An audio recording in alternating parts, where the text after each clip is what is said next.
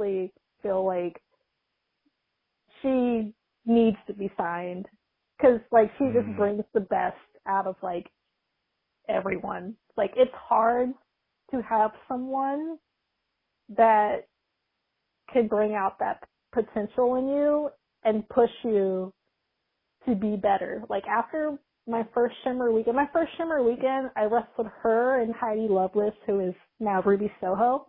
Right. And I came back from, like, that Shimmer weekend after, like, wrestling them and was like, I need to be better. Like, after being in the ring with Lufisto, I need to be better. So, but, Io, was another one that was one of my favorites when I was over there, in Japan. Yeah, I mean, honestly, just everyone. Like, Mercedes Martinez, obviously, is another fun one. Yeah. Shayna was fun to wrestle. So, I mean, I think everybody kind of was like my favorites. But I mean, if I'm forced to choose, it would definitely be AK. Nice.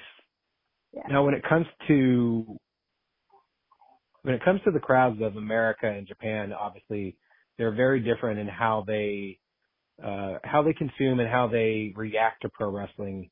Mm-hmm. When you obviously learned over here and then went over there, what was the kind of culture shock like when it comes to wrestling in front of a Japanese crowd? So it didn't really culture shock me because of me watching the matches and seeing how the crowd was over in Japan. And I understood going there that they treat it and view it more as like a sport than they do entertainment like we do here in the United States, right? Here in the United States, you know, we like, they want to be entertained too, but like here we really harp on like wanting to be entertained. Like, unless you're known for being technical, like, you know, they just want to be entertained. But, you know, going over to Japan, like, they love it. Like, you could do, like, the most simple, like, takedown or wrist lock, and it's like, you get, like, a clap and you know, they're, like, blown away by that. You would have did it here, like, people would be like, okay, cool. Not to say that, like, with the fan base here, that it doesn't change from year to year. Because, like, you know, it's like 1 minute everybody just wants to do comedy matches and be entertained, and then next thing you know, it's like everybody is in this whole, like, 1,000 super kick phase, like spotty spot. And then, you know, you fast forward the next year and everybody's all about technical wrestling. Like, you can't wrestle your way out of a brown paper bag. You know what I mean? So, like, the demographic seems to always change here, but in Japan it's the same. They just appreciate athleticism. Like, they love it, you know? And, the storytelling is so different there than it is here. Like, the storytelling over there means so much more. And a perfect example of this is Kota Ibushi and Kenny Omega, right? They had, it, like, this 3 to 4 year storyline or whatever, and then, like, when they finally got to that final moment where they reunited and hugged, like, everybody cheered and cried, like, even everybody here in the statesides were happy. So it's like the storytelling is so different over there versus over here, where it's like, okay, 2-month program and then you guys are done. So. It is so funny because of the fact that they have the longer storytelling over there, but like you said over here, 2 months, 3 months tops and you're done. Like, but I wonder if it's the attention span situation or what, because over here, you know, in America, most attention span is out the window.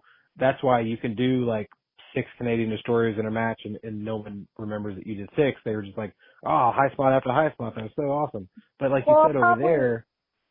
I will probably get hate for this, but I do believe that we are in a time period where with wrestling, everybody just wants to get like TikTok clips or Instagram reels. You know what I mean? Right. So like, and there have been studies that have shown that here in America, the average attention span of an American is 30 seconds. 30 seconds to a minute. That's all you have. Yep. So if you look at it, a lot of the cool stuff you see on social media is 30 seconds to a minute long. And it's like, okay. But like over there, you know, it's like they want to see like, when you have like two like of like the baddest women on the planet like wrestling over in Japan, like they are ready for it. They are so ready for it. You know what I mean? And like, yeah, there's gonna be highlights, but like the whole match is a highlight, not just that one small 30-second part of the match. You know what I mean? Like the whole thing is a banger from start to finish. So yeah, which is funny because I know that, you know, the Japanese people are on their phone quite a bit as well, but it's funny that their attention span is still so much longer than it is over here. But I do wonder if it is part of that long-term storytelling that they've always been a part of, or what it is that their attention span is so much longer than it is here in America. I wonder if we kind of help feed that and foster that, or what it is. I think we kind of I think it's like comes from both sides. If you also look at like the crowds in Japan or like elsewhere, no one really has their phone out recording matches, right? That's true. Yeah.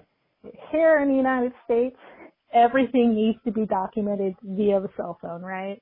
Right. And like I have noticed that that's why like when I've like, you know, trained a few people, like Mighty Myra, I told her like, yeah, like, do you want to just do stuff that looks cool because it looks cool, or do you like actually want to tell a story, you know? Right. But I think it comes from both sides of the fact that there has been some wrestlers that have kind of like been like, I'm just going to do all the cool stuff. And then like, you know, people are like, wow, that's entertaining. You know, I don't know. It's like our entertainment here in America is like by far way different, but that also like covers like other forms of entertainment too. You know what I mean? Like everybody wants to be a Marvel character, I guess. I don't know. No, you're right. And it's so funny because I was talking to somebody about this and they said, you know, how many people are really rewatching those videos that they recorded at concerts, wrestling events, almost anything else in their life? Like how many times are they going back and watching those things, or even looking back on the pictures that they did take? Like it's so interesting, like you said, that you have so many people recording an entire match or taking all these pictures and taking all these video, but how many times are you really going to go back and watch that? Like very few to none. Exactly. And I think like too, we've kind of lost that art of storytelling. Like back then when a wrestler was about to do their signature move or their finisher, that was it. That's it. You knew it. You knew that if they did their signature or their finisher, that was it. Now you have like matches where like that same finisher that looks very deadly, like, and is supposed to realistically knock you out, people kick out of it. Yeah. So like we're no longer suspending the belief, you know, like, but like, you know, again, it's just times are different now here in the United States versus elsewhere. No, that's very true. And, you know, it's, I mean, I hope at some point we'll get back to it to where people can truly appreciate, let's say, like even a Daniel Garcia, Daniel Bryan match, or Bryan Danielson, or or, you know, Zack Sabre Jr., that kind of stuff. Like, I love those kind of matches, like Jonathan Gresham, all of those catch as catch can, you know, they'll have you in two or three different holds at the same time, but, you know, they're telling a story throughout the whole thing. And I know there is that fan base that does enjoy that, but I mean, there's also this side that, you know, wrestling is a buffet and you kind of need a bit of everything, whether it be, the hardcore matches or the spot fest or, the catch as catch can wrestlings or just two big meaty men going at it. Like, that you kind of are the comedy as well. You got to have a bit of everything when it comes to pro wrestling. Yeah. Well, also I do think too, it's just that most, like, I guess I could say this now because I'm retired, but like, most places don't protect each match. So you've got 8 matches on the card that basically do almost the same exact thing. You know what I mean? So like, what if, say, X wrestler has a finisher that's supposed to be devastating? Well, you've seen their finisher in the match before, and that person kicked out of 5 of those. You know what I mean? So when it comes to that person's match, and that's their finisher, and that person doesn't kick out, it's like, oh, okay, it doesn't really get the pop that it's supposed to get. You know what I mean? Or the reaction. Right. So there's that, and it's like, these are just stuff that like I wish I would have known starting. I mean, I guess like I did know it, but like being young and dumb in my wrestling career, but earlier on, you kind of listen to like, like my trainers and stuff. I'm like, yeah, okay, cool, but I really want to do like 2 German suplexes in a row. Right. Like I just really, but like then, fast forward to like now, and I'm just kind of like, and I still watch my matches to these days, and I'm like, why did I even think that was even impactful or meaningful? Right. And also it's just kind of like variety. Like I feel like even in like Europe, like in Europe, it's, even though like, yeah, there's a form of entertainment to like their style of wrestling, like it's still kind of like sports spectacle. And like, the chills that you get when you hear the crowd singing, I've never heard a crowd sing before until I went over to Europe, and I thought that was the coolest thing in the world. Like, I still think it is. Yeah. Yeah, I thought like, I literally like, I love the European crowds. Like I was like, this is so cool. Like it literally made the hair on my arm stand up, because I was just like, I've never heard a crowd just sing and banter like this. This is great, And then I've asked European wrestlers about that, and because their chants are so much better. It's more so sing-songy. It's so like it's not just the regular bop bop bop clap clap bop bop bop clap clap kind of thing. It was like they're literally putting on a performance for you, and whenever like the songs wrap up, even the crowd will applaud themselves because it lasted for however long, and it's the fans are obviously, or the wrestlers themselves are even into it, like you said, because especially people not from Europe that go over there, they're like, whoa, what is going on right now? Like, this is